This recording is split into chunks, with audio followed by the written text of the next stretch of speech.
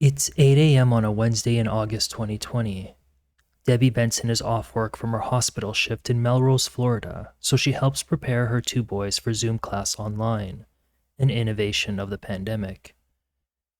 As she's doing that, she tries calling her stepdaughter, Sarah Baker, to borrow some ivermectin medicine to treat what she thought was a parasite on her little son's feet.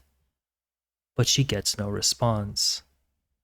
A little bit later, at around 8:30 a.m., Debbie realizes that she had a missed call from Sarah's sister, Cynthia Guinan, who asked to borrow $10 for gas to get her to a doctor's appointment. Debbie sends a follow-up text saying that she's trying to do Zoom meetings with her son Adam and that she'll talk to her later. Some time later arrives, and Cynthia, who's now in Debbie's driveway, calls again and asks for money. Debbie fishes for her wallet and takes out the $10 bill and walks outside to a red Chevy Blazer in her driveway. Cynthia's fiancé, Mark Wilson, and their 14-month-old daughter, Caitlin, are also in the car. Debbie hands off the money to Cynthia. Mark shouts thank you, the family leaves, and Debbie returns home. Sometime later, in between Zoom meetings, Debbie hears a knock on her door. When she opens, she smiles as she sees Sarah. But her mood quickly changes. Sarah was in a torn nightgown, with her 4-year-old son Landon trailing her. She was frazzled, panicked, and terrified. Before Debbie could say anything, "Debbie, call 911. Debbie, call 911. I think my kids are dead."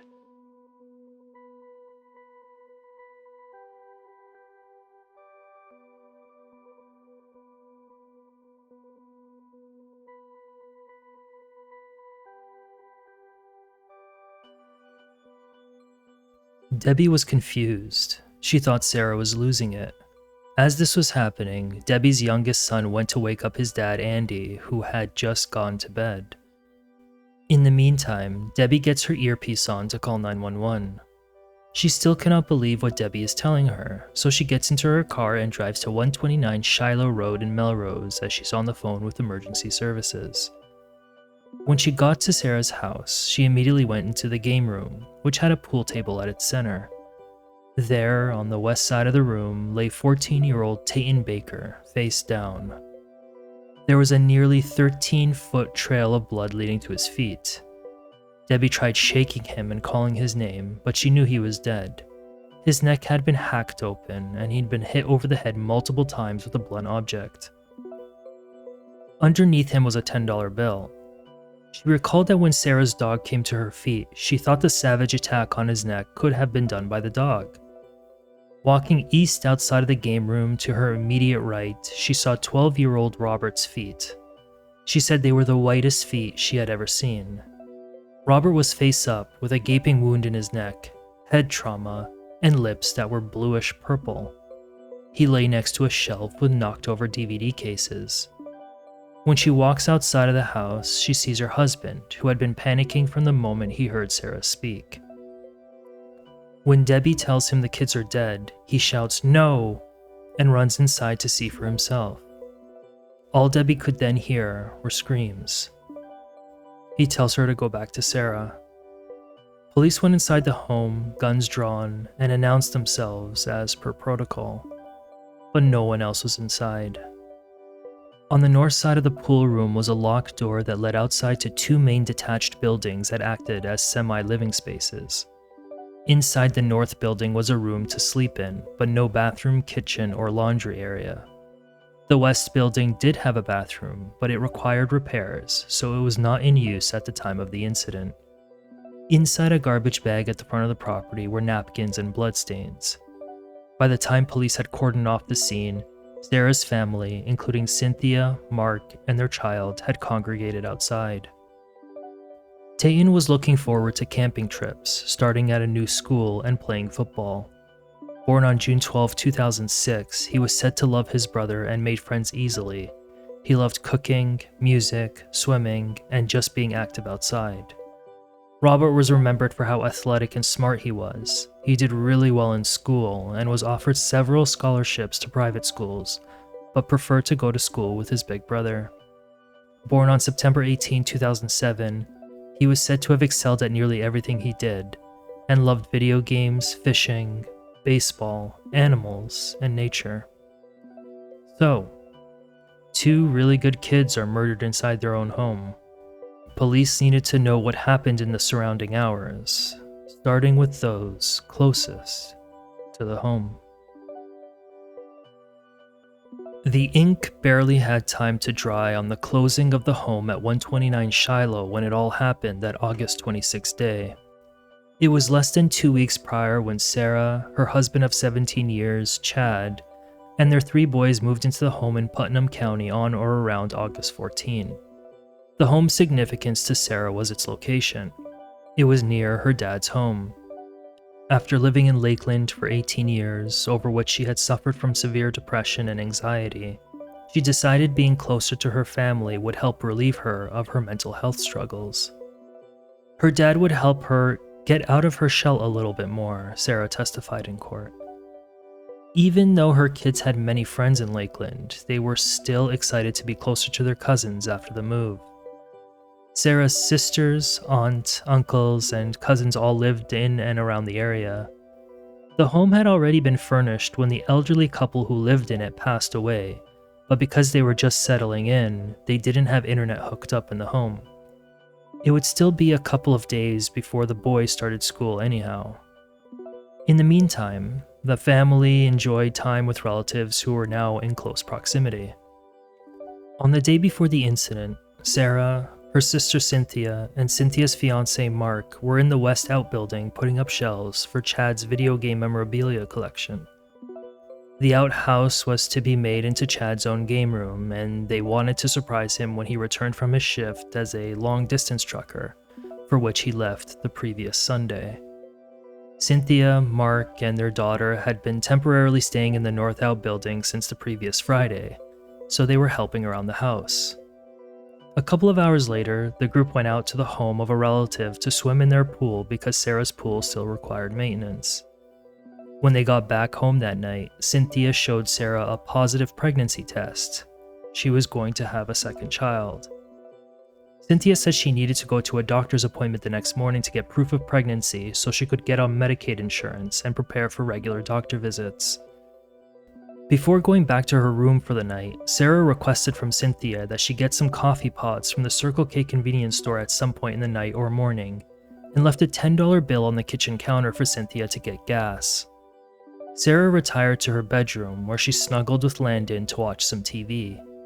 Meanwhile, because the home didn't have wired internet service, Tayton and Robert had taken up locations in the game room and the living room where they found they could get cell service so they can get online on their phones. Because Tayton had broken his phone previously, he was using Sarah's. Sarah had fallen asleep at around 2:30 a.m. but was awoken at around 4 a.m. by Robert for an unexplained reason.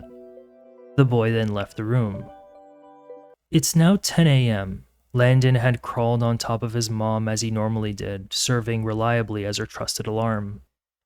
Standard practice for Sarah for mornings was to immediately grab her phone to check the news and phone Chad to see how he was doing at work, but she remembered that Tayton had her phone. So, with Landon trailing her, she walked down the hallway, through the dining room, past Robert, who appeared asleep, and into the game room.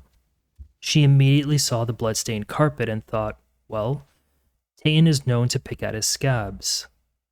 That's until she lifted the blanket from over Tayton to find him face down. She shook him and called his name, but nothing. She then lifted him up to find a gaping hole in his neck. In shock, and perhaps not realizing her phone is nearby, she grabs the game room door leading to the outbuildings, but it is locked. This is unusual because the door is always unlocked. She eventually got outside and began banging on the door of the north building for Cynthia and Mark to call 911, but they had already left for the doctor's appointment. With Landon still trailing her, she ran back inside to get Robert to call 911. When she ripped the blanket off of him, he was face up. His head had flung forward and then back, hitting the wall. She screamed. He had nearly been decapitated. It was then that she tore her nightgown. She grabbed the spare keys to her husband's truck, despite not being able to drive shift, and drove it to Debbie's house. Investigators were trying to figure out how Sarah didn't hear the attack, so they conducted an experiment. Some investigators went inside Sarah's bedroom, while others positioned themselves in the living and game room areas. They started shouting at each other. With the density of the walls and the fans running, they could not hear each other. Sarah had been sleeping during the attack. Detective Jacob Higginbotham arrived on the scene a little later than the others. After the property canvass was complete, the detective was asked to interview Mark because his family had been living on the property. Mark had been off to the side by himself in a squat position, shaking his head and crying. When he was asked to speak with the detective, Mark had Caitlin in his arms. The three went inside the detective's air-conditioned car because it was hot outside. The detective asked if he wanted to hand Caitlin off to someone else, but he declined, saying that he wanted to spend time with her. Mark told the detective that at around 6:30 or 7 a.m., he and Cynthia left the North Outbuilding and took baby Caitlin to the Circle K store. They picked out some snacks, including donuts, and got some coffee for Sarah. When they returned, Cynthia went to feed Caitlin before they both headed out to the Azalea Health in Hawthorne. Where you live at? We were renting the side room. You were renting the side room? Yes, sir. Of that house? This, When's the last time you've been there? this morning. You were there this morning? Yes, sir. When you were there this morning, was anything out of the ordinary? No. Everything was fine? Yeah. Okay. And what time was that? That was at about 6:30, 7 o'clock. Somewhere around that time, we went to the store and got coffee. Picked up coffee for Sarah. And I picked up a few snacks from her, like a packet thing of donuts, and I think a Pop-Tart. And we came back here, and then my fiance had she's pregnant, she had an appointment in Hawthorne. So we left back out for the appointment in Hawthorne. When we left, So what time did you leave for the appointment? we left the appointment around 9. Okay. Alright. And you haven't been back since you left for the appointment? No, sir. No, sir. Alright. So how'd you hear about what happened? My fiance actually got a phone call. So what do you know that happened? As far as I know, there's 2 kids dead, man. Fuck.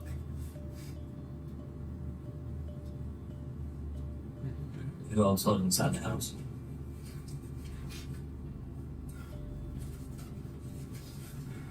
You got Sarah, Chad, and then Sid, and Landon down there.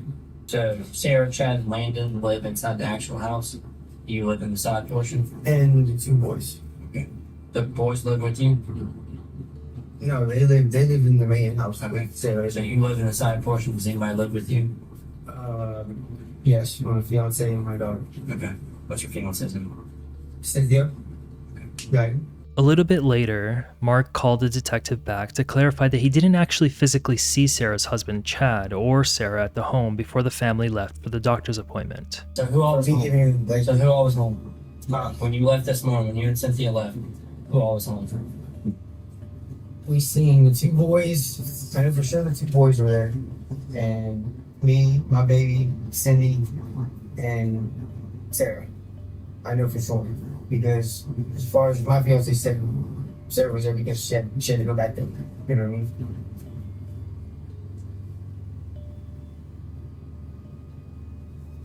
So you didn't see anybody else there? No. And you just... That's what I'm saying. I didn't physically see Chad there. I really physically didn't see Sarah there. A third conversation was held inside the cruiser, and the detective had some clarification questions. That's when Mark revealed an observation he made. So, a couple things. What time was the doctor's appointment this morning? I believe it was. Yeah, you have to ask her that now, but for a certain time. Okay. It was around 9, I believe. That's because she's pregnant? Yes. Fair enough. Where, I might have already asked this, I'm not positive. Where'd y'all go for it? In Hawthorne. Hawthorne? Yes, sir. What, the Azalea Health or something? Yes, sir. Okay, alright. Sorry, I probably already asked that like crap, but there's a lot of stuff going on. Yeah. And I forget some stuff, okay? Whose car did y'all take? I'm not sure. Your truck? What kind of truck is it? It's a red Chevy Blazer. Okay. And y'all took that one, that's how y'all got back here too? Yes. Is it the one right back there? Yes. Okay, alright. Fair enough. I think that's it, bro. I just wanted to basically make sure I had those accurate. Alright. Yes, sir. Anything else that you can remember? There was, yeah, I was gonna let you know that earlier. There was like a Mustang down. And can't tell exactly how many days that off the top of my head. For about a week. He's always breaking down in front of his house. Like, broke down right in front of our house. You know what I mean? I walked out and I'm like, what are you doing? He's like, oh, I ran out of gas. Cynthia was the one to call Mark's mother, Chrissy Adkins, who immediately got dressed and rushed to the scene. She asked Mark what had happened, to which an upset Mark said, someone hurt the boys. After nearly an hour, Chrissy took Caitlin back to her home in Interlaken. Cynthia and Mark returned to Chrissy's house later that day after both of them were interviewed at the sheriff's department.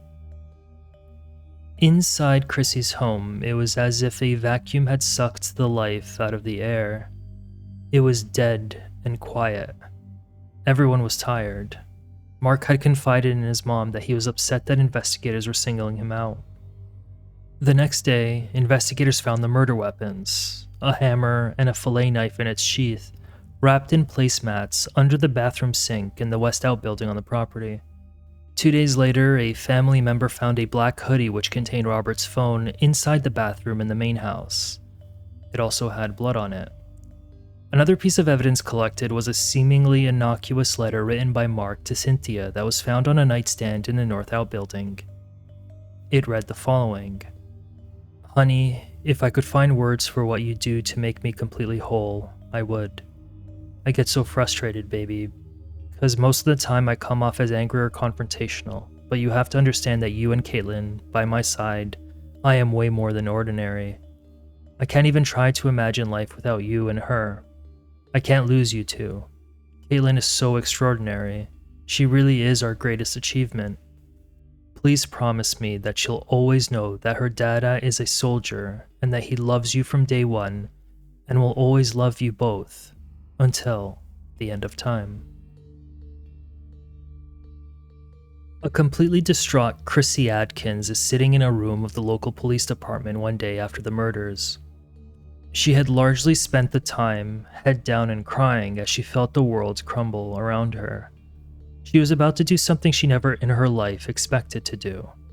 When they were ready, detectives brought her into a room with recording equipment laid out on a table.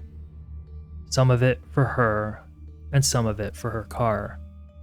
Earlier that day, Chrissy walked into the police department and told him that her son Mark confessed to killing the Baker boys. That morning, Chrissy got up and walked over to Cynthia, who was on the couch. The matriarch wanted to see how Cynthia and Mark were holding up after a brutal day before. When Chrissy asked Cynthia how she was doing, she replied with, "Mark needs to cooperate with police." Chrissy then grabbed Caitlin and went into the back room where Mark was. Sitting on the edge of the bed, she said, "Son, you need to cooperate, and you need to talk to these people, and you need to take a lie detector test, and you need to clear your name," according to her recollection in court. That's when he told her he couldn't do that. He then got up from the bed and started putting on his clothes. Her heart racing, she asked, "Did you hurt those babies?"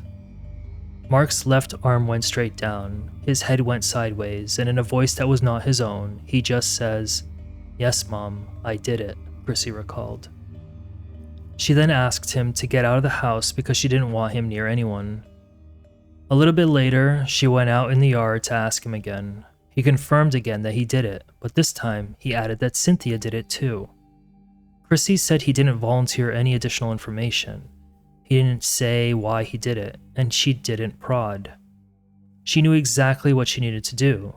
Go directly to the police department because, in her words, it was the right thing to do for Tayton, Robert, and Mark. Chrissy agreed to get the confession while wearing a wire. That evening, Chrissy picked up Mark from her house to go for dinner without him knowing what she'd been up to. They drove around the county for about an hour as police tailed them. It can be hard to make out what Mark himself is saying as he's a mumbler, but you can hear bits of Christy. I don't fucking get this. This is not you. I need an answer. I need to know why. Why did this happen? You're my child. You're my son. Why can you tell me? I don't get it. I want to help you and I can't. It is the worst feeling for a parent. You're my child. I don't get this, baby. I need to know what happened in your mind that made you fucking flip like that. You thought you were supposed to be doing something. To protect them? To protect Cindy. He told her that he was supposed to do the two boys and Cynthia was supposed to do Sarah and Landon. He added that he thought he was supposed to do it, but that he was getting too many mixed signals from Cynthia. The police had heard enough, and Chrissy was pulled over. Mark, still oblivious to the fact his mom was in on it, was arrested and brought in for interrogation. During the interrogation, Mark recalled every detail of the morning, including working on the game room, going swimming, going to the convenience store, the medication Cynthia was taking for her upset stomach, and even the sex they had that morning. When asked about the injuries on his hand, Mark said it was from working on a trailer and by cleaning a jacuzzi. When confronted by the wire recording and assertions that Cynthia was confessing, he started opening up about the plan. Before Mark was born on June 19, 1990, and while she was pregnant with him, his mother was the subject of extreme physical abuse at the hands of his father, Mark Wilson Sr., the court heard. Chrissy met Mark Sr. when she was just 15 in the 80s. They had seen each other frequently at a local gas station, so Mark came by her house on some occasions and introduced himself to her parents. They then started dating soon after. Mark told her he was 18, but she would eventually find out that he was actually 20 at the time. At first, her parents approved of the relationship because they saw in him a great guy who came from a very good family. But behind closed doors, things weren't like that at all. She would eventually move in with him. It was the first serious relationship she had ever been in. Within 3 months, she was pregnant with Mark Jr. She left school. At first, there was some name-calling and pushing from him, but things escalated when she was 8.5 months pregnant with Mark. Chrissy recalled a night in which he had friends over. It was 3 a.m. and they were staying in the bedroom where she slept. She wanted to sleep, so she asked Mark to send them home. He obliged, but soon after unleashed his rage on her. He threw her around the room. He tipped over a recliner she was sitting on. He spat and poured beer on her. He threw a beer can at her, broke a glass ball from a ceiling fan and held a shard of glass to her neck, threatening, "Bitch, if you ever leave me, I'll kill you." He also almost choked her unconscious.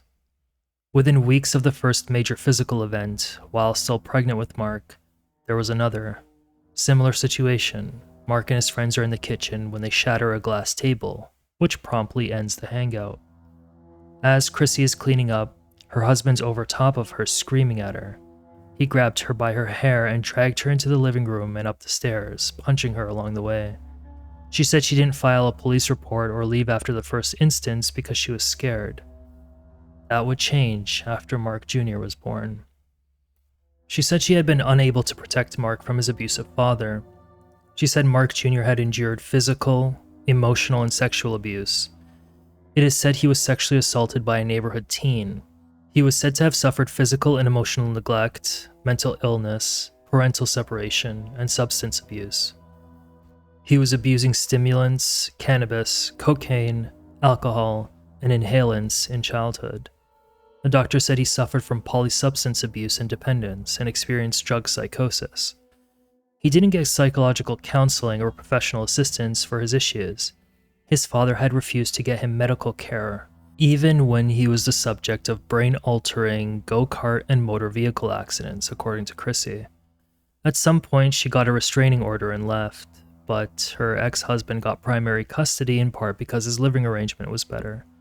She said he used the child as leverage to hurt her. Mark Jr. moved around with his father. He stayed in Oklahoma for a time and then to Arizona, where his father stayed long-term. During the period he was being moved around, Mark Jr. was said to be illegally robbed of contact with his mother. He eventually came back for high school in Florida and stayed with his mom. He got along with Chrissy's father, and the pair took up hobbies including hunting and fishing. All of those experiences, according to experts who testified at the trial, had serious ramifications for his brain development. An expert of the state diagnosed him with substance abuse disorder, adjustment disorder, and antisocial personality disorder. The totality of Mark Jr.'s life was spent in areas with high rates of poverty and drug abuse. Despite the struggles, he eventually graduated from high school, maintained periods of gainful employment, and stopped living with his mother at 18. But he couldn't escape a life of crime, which started at least as early as 2010, when he was arrested in Alachua County, Florida for grand theft, burglary, and providing false information to a pawnbroker. The next year, he was caught with cocaine and another controlled substance. Mark's life, which had blips on the radar of recovery, was again careening toward disaster. And then he got Cynthia pregnant. Cynthia had her own issues. She had been an alcoholic for a period, despite her sister Sarah's best efforts to assist in her recovery. The cycle of alcohol, drugs, and joblessness made for concerning and precarious living circumstances for Mark and Cynthia. Sometimes the couple didn't have a place to stay, so Sarah invited them to live at her place. There were 3 or 4 separate occasions where Mark and Cynthia stayed with Sarah in Lakeland, according to Sarah. Because Sarah was now moving out of Lakeland, Mark and Cynthia effectively had to follow suit. The couple had first stayed at Sarah's father's place before getting a studio apartment in Hawthorne. But trouble followed. The studio apartment was infested with fleas, had no power, and there was no food because there was nowhere to store it, Sarah testified. That's no environment into which a child, in this case Caitlin, should be brought. And Mark and Cynthia already knew this. That's because the couple were already on thin ice with the state. The Department of Children and Families, or DCF for short, had intervened due to concerns, but it's not clear who referred the couple to the agency and for what exactly. Sarah said she tried to pay for the electricity bill for the studio apartment, but the couple ended up temporarily moving into Chrissy's house. That all led to Friday, August 21, 2020, less than a week before the murders, when Sarah came by to visit the couple. As she walked into Chrissy's home, she was hit with the unmistakable smell of marijuana wafting in the air. In Sarah's eyes, Mark and Cynthia were subjecting Caitlin to another form of abuse, and it had only been a couple of days since they were extracted from the flea-infested and powerless apartment they called a home. Sarah was upset, and the matter created tension between the sisters. Sarah gave them a choice: move in with her or face a further referral to the DCF. The couple agreed to move in, packing their bags that exact day. Sarah recalled telling them in these exact words that they needed to get their shit together or they will have DCF at their doorstep. Sarah showed them the North Outbuilding where they would be staying for the time being. The only issue was that the building didn't have a bathroom, a kitchen, or a laundry room, so Sarah left the game room door open for them to go in and out to make meals, use the bathroom, and do laundry. In the meantime, neither Cynthia nor Mark had jobs. So Sarah yet again did what a good sister does. She worked with her dad to get them the red Chevy Blazer so they can get around and, most importantly, get jobs. By that Monday, they insured and registered the vehicle to Mark, as he was the only one in his family with a driver's license. They were expected to apply for jobs by Tuesday. That night, after a day of working on Chad's game room and swimming with the kids, Sarah stepped out on the patio from the door of the master bedroom where she slept. She was smoking marijuana to calm her anxiety and help her sleep. To the right, sitting on the deck, was Mark sharpening a fillet knife. He had asked Sarah for a puff of her marijuana. She passed it to him. She said she didn't notice anything out of the ordinary and eventually went to bed with Landon at around 2 a.m. Prosecutors argued that the attack likely occurred after Mark and Cynthia returned from the Circle K. As Cynthia went to feed their child, Mark went and grabbed the fillet knife and the hammer he used earlier in the day to hang shelves in Chad's game room. The medical examiner determined that it was likely that Robert was knocked unconscious by the hammer blows to the head before Mark nearly sawed his head off. Tayton, who was killed first, was not so lucky, if you can put it that way. The attack started with stab and slash wounds to his neck as he slept, but he woke up during the attack. He tried getting away, suffering some defensive wounds on his hands and leaving a palm print on the wall. The attack ended with hammer blows to the back of his head as he lay face down. He suffered 20 stab wounds, including slice wounds to his neck. It was determined that he likely suffered half a minute of consciousness during the attack. But the question is, why? During the interrogation, Mark claimed that he and Cynthia had been using methamphetamine for 3 days straight. He said he didn't sleep for the 3 days leading up to the homicides. Then he gave various reasons for why he did it. He claimed that the boys were sexually abusing his daughter Caitlin, which his defense team would later allege came from Cynthia. He also claimed that the boys were responsible for Caitlin's busted lip. Then he claimed that the boys were having sex with Cynthia. He claimed Cynthia was amping him up, but that she never told him to do it. The claims were investigated by law enforcement, which found zero evidence to support any of what he was saying. In actuality, the state argued that Mark was alarmed when Sarah told them that she would call DCF if they didn't get their act together, forcing them to move into her home where there were strict rules in place. That pissed Mark off, so he plotted to get revenge in the form of upsetting Sarah, despite her generosity. Hence the letter to Cynthia stating he was angry, that he couldn't lose her or his daughter, and asked her to make sure Caitlin always knows that her dad loved them both. Mark offered to plead guilty in exchange for life without parole, but the state was confident it could convince a jury to recommend the death penalty, so they went to trial. The defense, which was litigating for life without parole, argued that his actions were not premeditated. It was not well planned, he did not hide the bodies, did not flee the jurisdiction, did not resist arrest, and spoke directly to local detectives about his involvement.